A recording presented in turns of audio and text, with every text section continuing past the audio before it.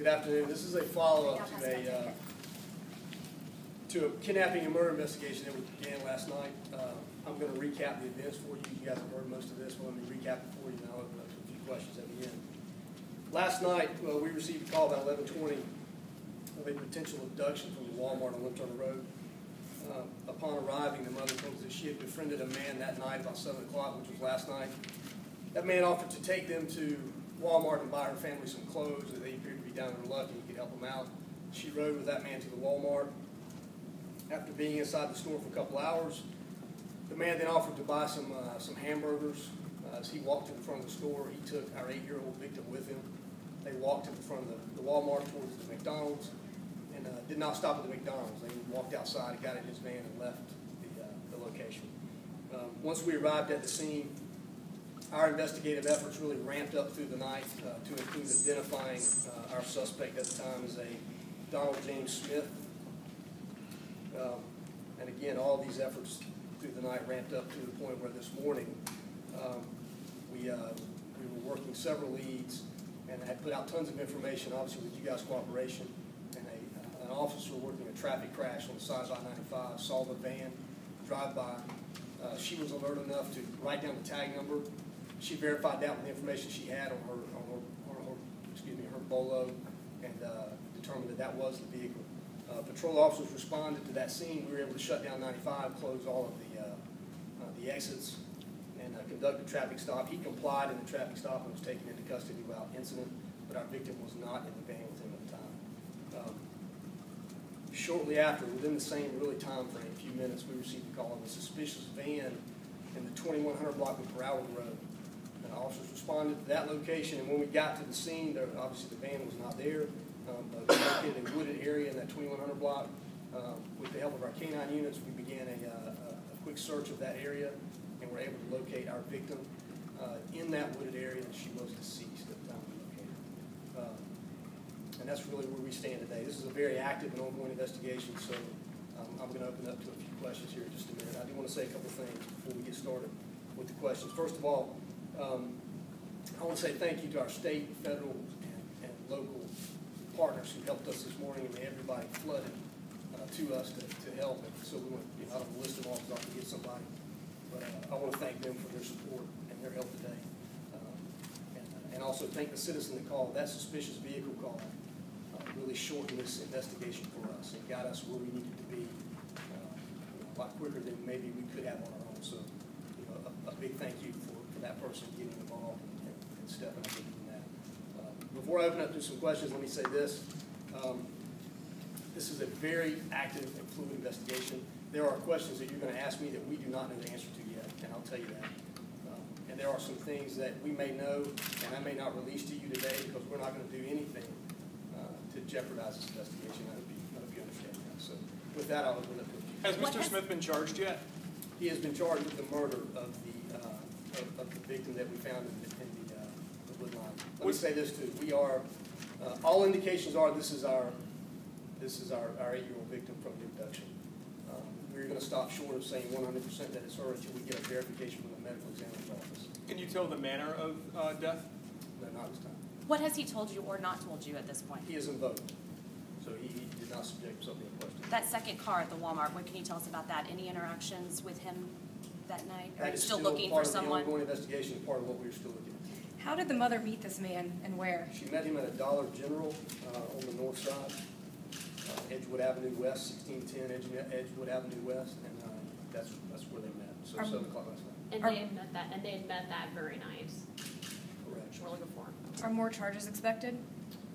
We again still early on investigation. We are anybody that's had anything to do with this case, we will obviously pursue that individual and pursue charges if necessary. So at this time we do not know. What if anything has been found in his van? I'm sorry? What if anything has been found in his van? We won't talk about that. Can you take us through the sequence of events from the time they left the Walmart to the time that he was found? I know there are lots of polls I'm sure that you can't talk about on the highway, but what happened in those overnight hours? Again, that's all part of the ongoing investigation. We don't know at this point. It's part of what we hope to find out. We do know that at the end of that, we have an 8-year-old victim. Does it appear that she was killed at the scene when you found her? Again, we won't answer the question. We understand there was other children with the woman. Are they still in her custody? Currently, I believe they are in her custody. It's a 4 and 5-year-old. Director, this has been a pretty emotional day for a lot of the parents in Jacksonville. I know your officers see a lot of tragedies, but how is this case different from what they've seen in the past, and how are they handling it? You know, I guess this case is not, it's really not a lot different. It's tragic, like a lot of cases are. But I'll tell you this, these guys do a great job, and we do a good job of helping them get through these kind of events. So it's something we'll pay attention to in the weeks. How is her mother doing? She's as good as can be expected. Is there any Does this guy survey? slip through the system with his prior arrest and prior record? I mean, how did this guy get out? I don't know that you can say he slipped through the system. He is a registered sex offender. He currently in our system is registered with us. He has done the things he needed to do to be compliant with us. We actually did a address verification on him yesterday morning, verifying his address as required by state law of a sex offender. So Was that contact with him? contact with him. So that's, keep in mind, there's two designations. There's a sexual predator and a sexual offender. There's different there's different requirements for both. And this individual is a sexual offender. What So can when you he tell was us there, about- he was there? He was there? Yes, we made contact with him yesterday. What happened between the time that he met her and the time they went to Walmart? Did they go anywhere else? Did she talk anything else about their interactions at that No, time? I think at this point, all we know is that they went to Walmart, obviously we know the rules of I'll buy you some clothes, and you appear to be down on your luck. If they went anywhere else, we don't know that just yet, but it looks like that's the only. Was there an ongoing custody battle between the mother and the father? Do not know that. And his reaction when he was pulled over, did he say anything? Did he seem surprised that he'd been pulled over? He was compliant. Any surveillance at the church?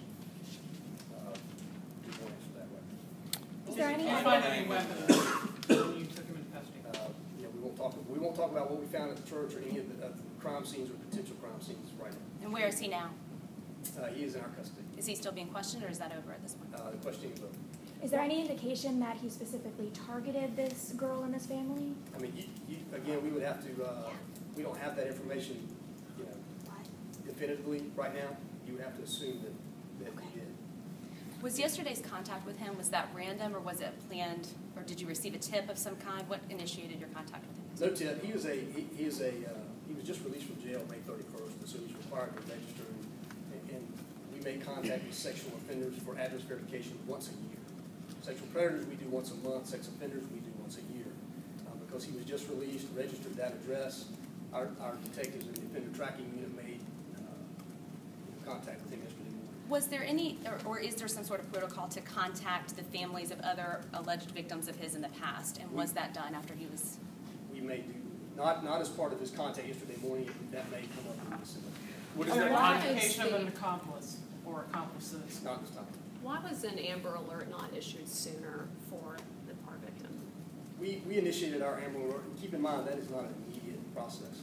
So, and yet there's some steps you have to take to make sure you get the right information out. You don't want to put Amber Alerts out, unnecessarily. So we went through the protocols and we got the information together about sometime, 3-ish in the morning, and initiated that protocol. And I know it didn't go out until probably almost 5, and I think that's a normal flow of timetable to get something like that. What How about the long- years? We got a homicide, but no child abduction.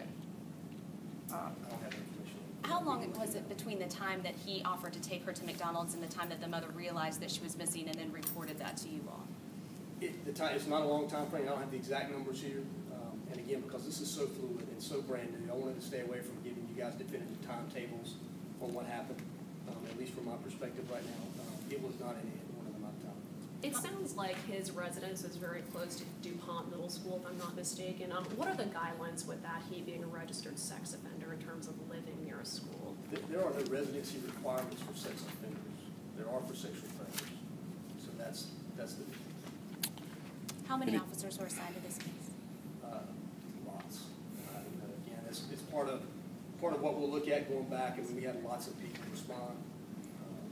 Every resource that JSO had that we could bring to bear, we did. Did the mother call 911? She did. What do you want parents to know right now about this case? just really, pay attention to your surroundings, pay attention to who you meet, who you give access of your children to. Do we have any further questions? You mentioned that on I-95 there was a patrol that had seen the van. Earlier it was also spotted. Was that just by a concerned citizen that had called in the Yes. tip in the neighborhood? Correct. The patrol officer spotted the car on her own on 95 based on the follow and information that had been put out. The call we got from about suspicious van was from the citizen. You mentioned that you were still possibly looking for that other vehicle, yet there are no accomplices. What's the reasoning for that? Well, again, this is still a fluid, ongoing investigation, and we don't have all the answers to everything right now. So Had the until we person, can clear it up, we're going to keep. I'm sorry, had the person who called in the tip from the van, had they seen the media reports, or did they just think that it I looked don't know on? the answer to that. Again, Just just to in, Walmart one more time, what exactly led to him being in possession of the gun? What he said it One more time, very quickly. They went to Walmart together. They were in the store for a couple hours. In the store, he offered to take, to go buy some food from inside the store.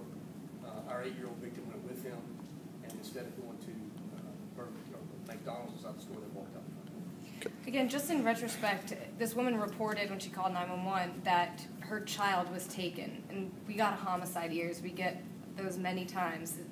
Any reason why it didn't signify we have a child missing, we need this information out to the public? That's something we can look into for you. Our homicide team responds to and works abduction cases, so we'll be talking to some names here. Okay, any further questions about the They were case? with the 4- and the 5-year-old sibling at Walmart, correct? Correct. Thank you, guys. Okay, thank you, We'll Director. get more information to you as we get it.